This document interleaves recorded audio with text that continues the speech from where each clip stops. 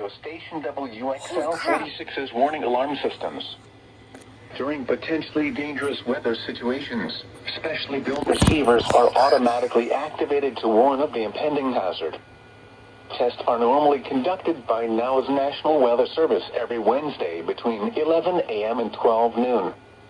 When there is a threat of, or existing severe weather in the area on Wednesday, the test is postponed until the first good weather day. Reception of this broadcast and the warning alarm will vary from place to place.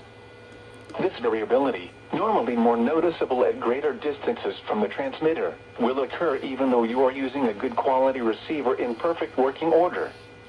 The warning alarm will be activated for watches and warnings affecting the following counties: Christian, Dade, Dallas, Douglas, Greene, Laclede, Lawrence, Polk, Stone, Taney, Webster, and Wright. This has been a test of the NOW Weather Radio Warning System. We now return to normal programming.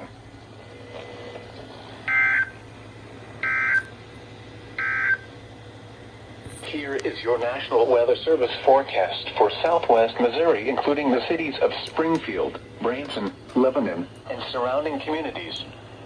Rest of today, cooler.